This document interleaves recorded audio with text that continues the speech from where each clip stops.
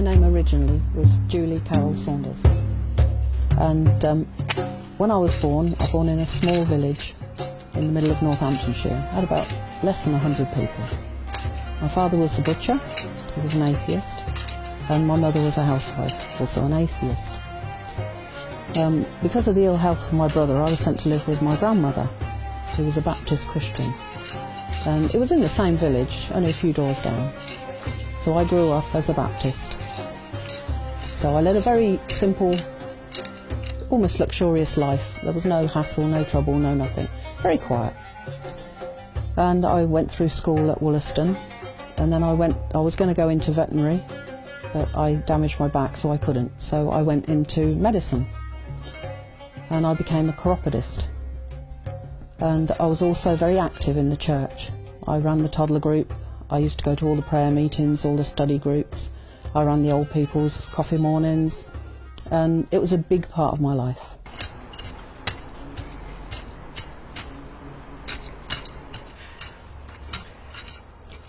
And when I started my own business, it was a little bit slow, and I asked my friend, find me some volunteer work through the church to give me something to do. So she put me onto an organisation called Women's Aid, the Battered Wives Association as it was known then, and I started working there. And I met this lovely lady, Hamida, and we got on very, very well. And after quite a few years of knowing her, more than 10 years of working with her, a conversation had happened between a new lady who'd come, and we were all talking about religion. We were talking, one was Catholic, the other was Methodist, and I was Baptist, and we were all discussing religion. And Hamida sat there very quietly. So we asked Hamida, what is your religion? Because she was such a wonderful woman, the most patient, the quietest, nothing upset her, nothing fazed her. Nobody knew what religion she was. And then I asked her, what religion are you? And she said, Muslim. I was horrified.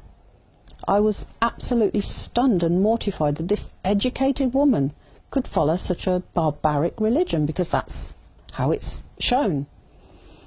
So I tried very, very hard to turn her to Christian. I was unrelenting. Every time we spoke, I spoke about religion. I was determined, what I thought, to pull this poor woman from a barbaric religion, to give her the freedom of Christianity. She didn't wear hijab, and I struggled and struggled, and in the end I think she got a bit tired of it. So she said to me, okay, if you can find any problem with Islam, any fault, anything incorrect with Islam, not with Muslim people, with Islam, I will become a Christian. So I thought, oh, challenge accepted, this is going to be easy. I said, okay, so how do I find out? She gave me one book called The Bent Rib, about feminism in Islam. I read it, I thought, this is fantastic. This can't be right, because this is not what we're shown. So I thought, oh, she's given me something that's biased, to mislead me. So I went to an Islamic shop in London, and the man there was very unfriendly. He had no intention of selling me anything. He was quite abrupt and rude to me about the way I dressed, and wouldn't help me. So I left. And I said to Hamida the story of what had happened, and she said, but that's Muslim people. That's not Islam. She told me another shop to go to in Luton, the Zamzam. And the man in there, although he looked very scary with a big beard and he wore the throbe and he looked as scary as the other guy, he was wonderful. He tolerated my 5 children in the shop, and he helped me. I went past him. I didn't want to ask him after the reaction the other man had given me. So I thought, I'm just going to look round. So I looked and I looked, and I found one book about women in Islam. I think it was called The Purpose of Women in Islam. So I thought, okay, I'll get this one. There must be something in there, from what I've seen of Islam, there must be something useful in there to beat her with. There must be something I can say, look, this is wrong. So I thought, great, I'll get this one. And the gentleman in the shop came over and said, Salam alaikum, sister. I had no idea what he was saying, apart from the sister. And then he said, can I help you? And I thought, help you I can get.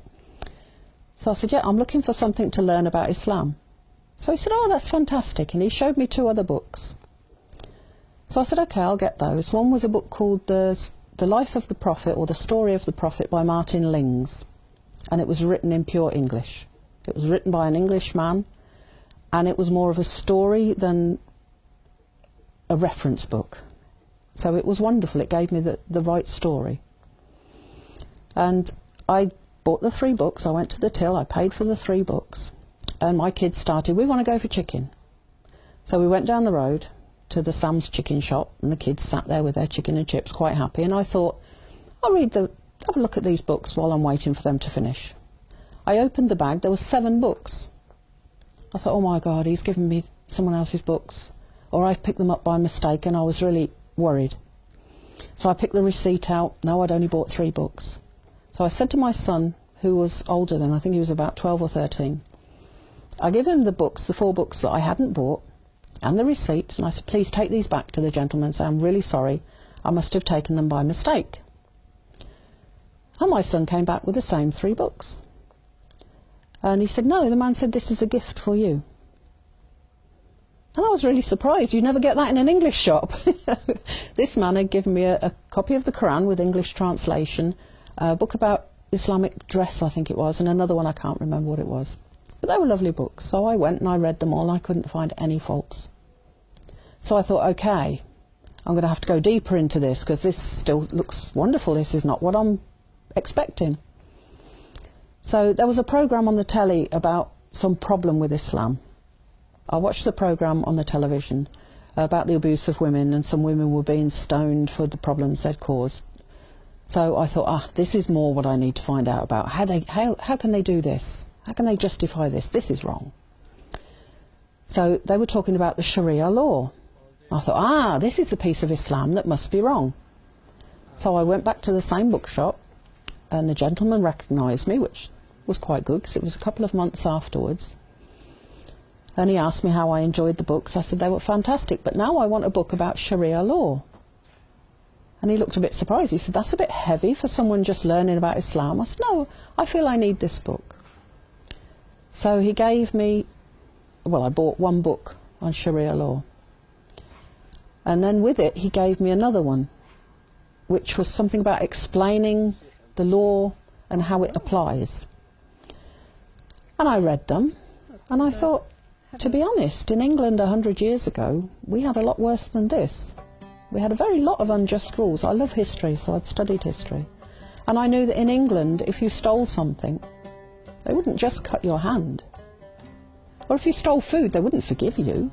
It was very common, when the famine was on, that men who stole a sheep would be hanged, even if it was to feed their family who were dying.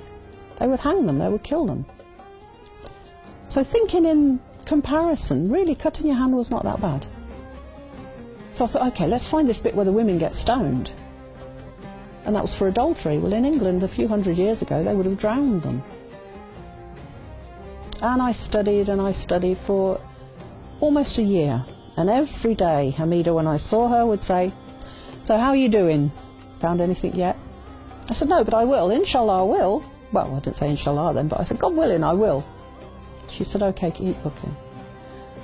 So one day I was getting fed up because she used to laugh and say, found anything yet? So I said, okay, find something wrong with Christianity. She didn't even have to read a book. She came out with so many things that were in the Bible that nobody had ever mentioned to us in study groups. So I thought, okay, instead of studying Islam, let me have an evaluation of Christianity. And she gave me a book called something, the Bible Thumpers Combat Book or something, by Ahmed Deedat. After I read that, I said, that's it, I'm Muslim. Because I had never realised there were so many faults in Christianity. And when you look back at the history of Christianity, it's been changed so many times. It's no longer the Word of God. But Islam is exactly as it was when it was made. And there is no faults. And then when I said I want to become Muslim, she said, okay, but I'll show you one more thing. Because she saw I wasn't really 100% convinced. I was leaning that way. She said, go back, put your computer on, go on YouTube and put the miracles of the Quran. And I was amazed how many things that were in there that nobody could have known in those days. Some things they only found out 50 years ago that are true, that have been there all along. So I saw that Islam was the perfect religion.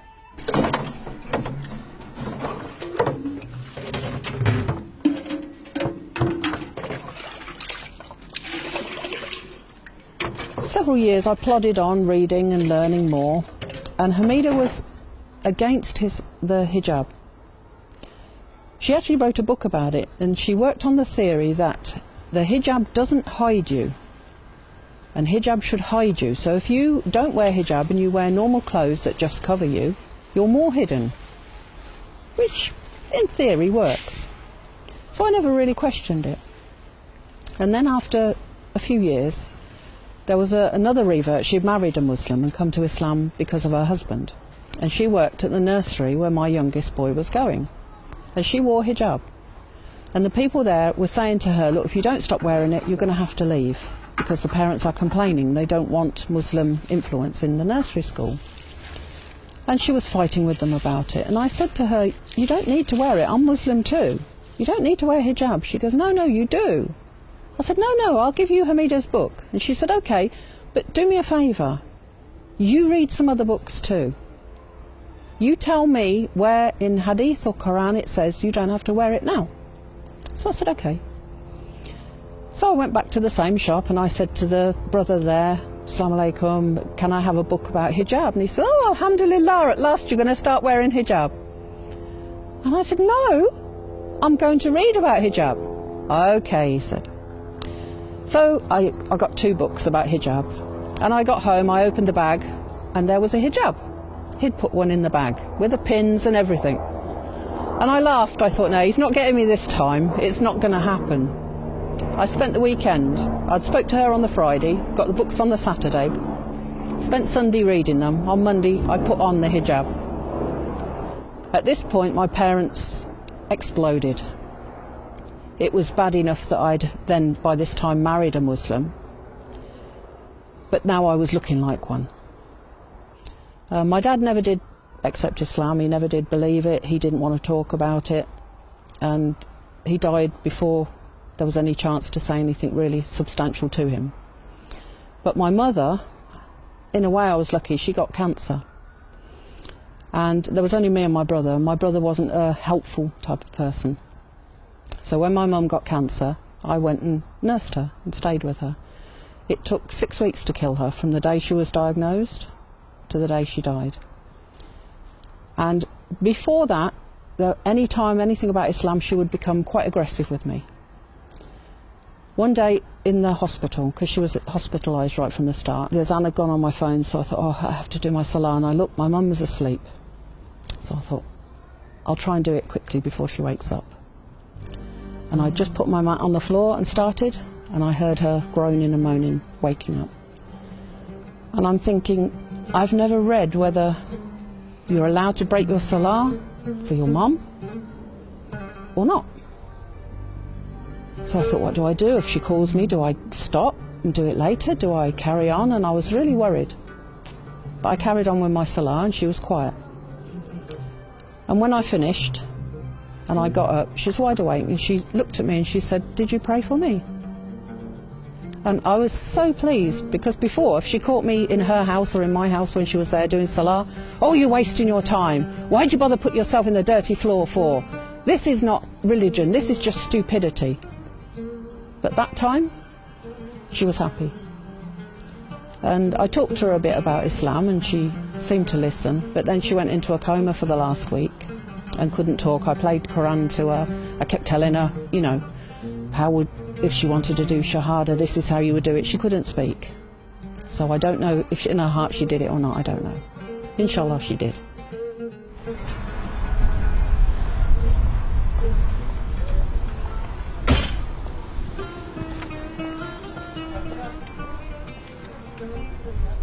Before I was Muslim, I used to do artwork to supplement my income. And then I went to a lecture, and they said to paint or make anything that should have had a soul, like a horse or a person or any animal, is haram. I couldn't validate whether this was true or not, but it wasn't worth taking the risk. So I decided I would stop doing these sort of paintings. So I took up Islamic art. I went to Turkey, to a university in Konya, to learn calligraphy, which was really hard as I can't read or write Arabic. But I thoroughly enjoyed it, and this is some of the examples of the work that I've done.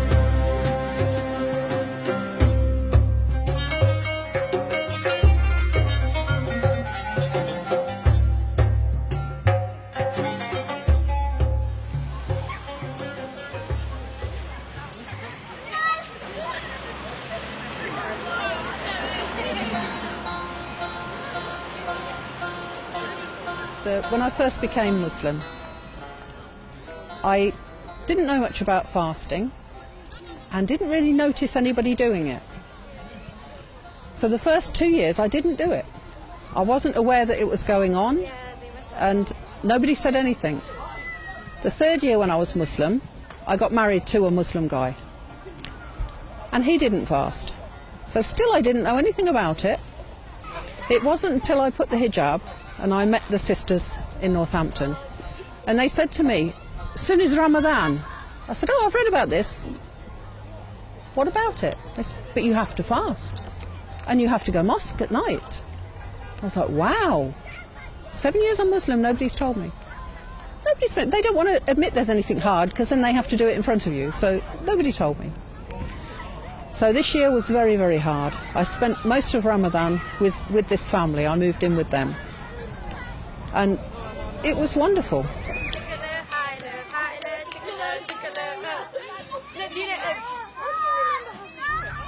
One of the hardest things becoming a new Muslim is to learn Islam, the true Islam.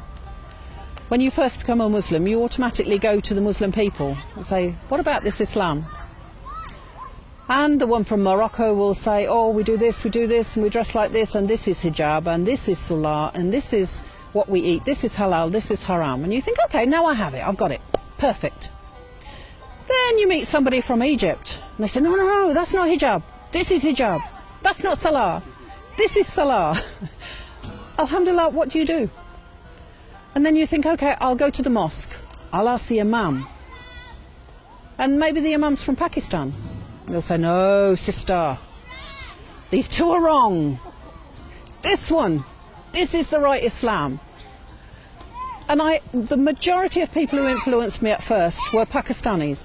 The first advice I give to anyone who wants to come to Islam is please do not talk to Muslim people. Read everything you can. Check where it comes from first. Read at least 3 books on one subject, because maybe one's wrong. And follow your heart, because common sense will tell you which is right and which is wrong.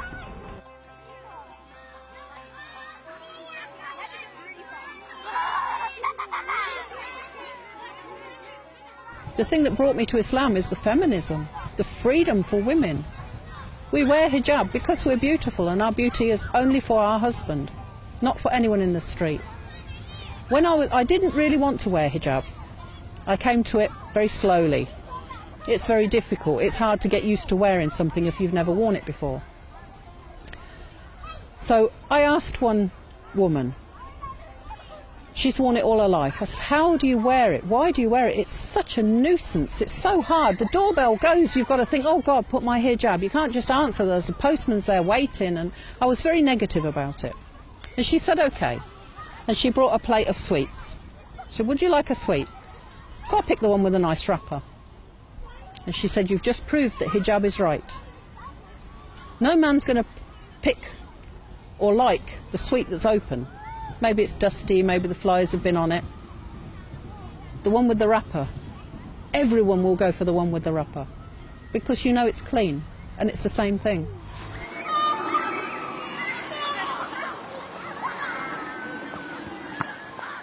I lived abroad for a few years, and when I came back it was just after the problem in London of the bombings of the bus. And I found, I'd always had abuse of being a Muslim. There was always stupid things said to me and occasionally things thrown and just stupid petty things. But after the bombings it became very, very bad. At one point in the street 3 young black kids decided they were going to take my hijab off. And I'd got my pin at the back, my pin at the front, so there was no way it was coming off without my head or my hair going with it. And I used to do karate, so when they were pulling at the back I just turned around and I hit one of them. And when the police come, there was CCTV of the whole event, and they cautioned me for assault.